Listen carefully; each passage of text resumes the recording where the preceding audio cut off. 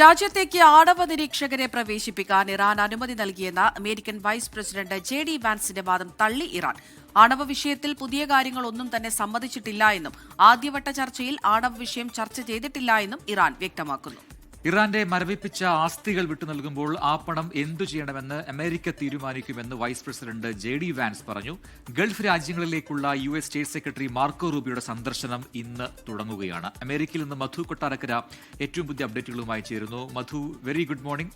അവിടെ good evening ആണെന്ന് അറിയാമെങ്കിലും ഒരു ഗുഡ് മോർണിംഗ് ഇരിക്കട്ടെ. അപ്പോൾ സ്വിറ്റ്സർലൻഡിലെ ചർച്ചകൾ അത് നടന്നുകൊണ്ടിരിക്കുന്നു. ആ സമയത്ത് ആദ്യ ദിനം പൂർത്തിയാകുമ്പോൾ തന്നെ ഇരുപക്ഷത്തു നിന്നും രണ്ട് അഭിപ്രായങ്ങൾ വരുന്നു എന്നുള്ളതാണ്. അപ്പോൾ ചർച്ചയുടെ മുന്നോട്ട് പോക്കിനെ അതൊക്കെ ബാധിക്കുമോ എന്ന സംശയം കൂടി ബലപ്പെടുന്നു. മധു,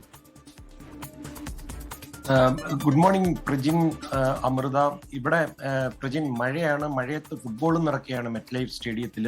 നീ വാർത്തയിലേക്ക് വരികയാണെന്നുണ്ടെങ്കിൽ ഇറാനുമായിട്ടുള്ള യുദ്ധം അവസാനിപ്പിക്കുവാൻ ലക്ഷ്യമിട്ടുള്ള ചർച്ചകൾ നമുക്കറിയാം. കഴിഞ്ഞ കുറേ മണിക്കൂറുകൾ US വൈസ് പ്രസിഡന്റ് JD വാൻസിന്റെ നേതൃത്വത്തിലായിരുന്നു.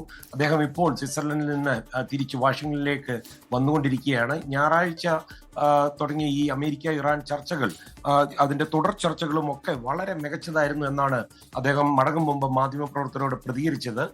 മുമ്പ് അമേരിക്ക നൽകിയ വാഗ്ദാനങ്ങളുണ്ട്, അതൊക്കെ പാലിക്കുന്നതിന്റെ ഭാഗമായി ഇറാന്റെ എണ്ണ വിൽപ്പനയ്ക്ക് US ട്രഷറി ഡിപ്പാർട്ട്മെന്റ് ഇന്ന് 60 ദിവസത്തെ ഇളവ് പ്രഖ്യാപിച്ചു. അതൊരു വലിയ വാർത്ത തന്നെയാണ്.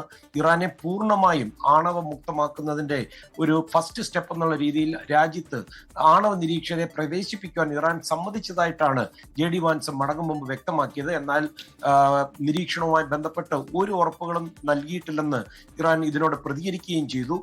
ഏതാണ്ട് 18 മണിക്കൂർ നീണ്ട ചർച്ചകളിൽ ആണവ വിഷയം സംസാരിച്ചിട്ടേ ഇല്ലെന്നാണ് ഇറാനിലെ ഔദ്യോഗിക വാർത്താ ഏജൻസിയായ ഇർണയും ഇത് സംബന്ധിച്ച് റിപ്പോർട്ട് ചെയ്യുന്നത്. അതേസമയം ഈ ഇറാന്റെ മരവിപ്പിച്ച ഫണ്ടുകൾ വിട്ടു നൽകുവാനുള്ള ഒരു പുതിയ പദ്ധതി വാൻസ് ഈ ചർച്ചയിൽ മുന്നോട്ട് വെച്ചിട്ടുണ്ട്.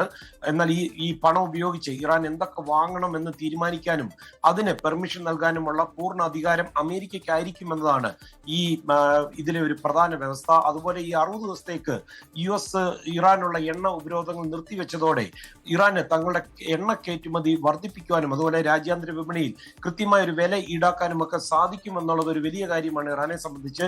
അതേസമയം ഈ ഡിപ്ലോമാറ്റിക് മാർഗങ്ങളിലൂടെ ഉപരോധം മറികടക്കാൻ കഴിഞ്ഞത് വലിയൊരു നേട്ടമായിട്ട് ഇറാന്റെ പാർലമെന്റ് സ്പീക്കറും ഈ ചർച്ചകൾക്ക് നേതൃത്വം നൽകിയ മുഹമ്മദ് ബക്കർ കാലിബാഫും പറഞ്ഞു.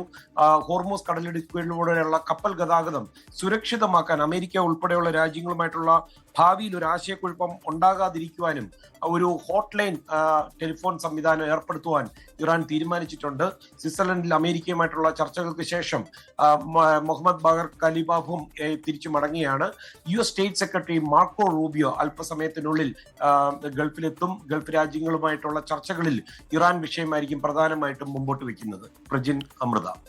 ശരി, മധു കൊട്ടാരക്കരയാണ് വിശദാംശങ്ങൾ നൽകിയത് അമേരിക്കയിൽ നിന്ന്. എന്തായാലും ഏറ്റവും ആശ്വാസമാകുന്നത് ചർച്ചകൾ നടക്കുന്നുണ്ട്, പോസിറ്റീവായിട്ടുള്ള കാര്യങ്ങൾ വരുന്നുണ്ട്. അത് മാത്രവുമല്ല, അവിടെ ഹോർമുസിൽ ഉപരോധം നീക്കിയതിന് പിന്നാലെ കൂടുതൽ കപ്പലുകൾ അതുവഴി കടന്നു പോകുന്നു എന്നുള്ളതാണ്. അപ്പോൾ ആഗോള പ്രതിസന്ധി, എണ്ണയിലുണ്ടായ ആ പ്രതിസന്ധി ആശങ്ക, അതൊക്കെ തന്നെ പരിഹരിക്കപ്പെടുന്നു, അതൊക്കെ നീങ്ങുന്നു എന്നുള്ളത് വളരെ പോസിറ്റീവായിട്ട് കാണാം.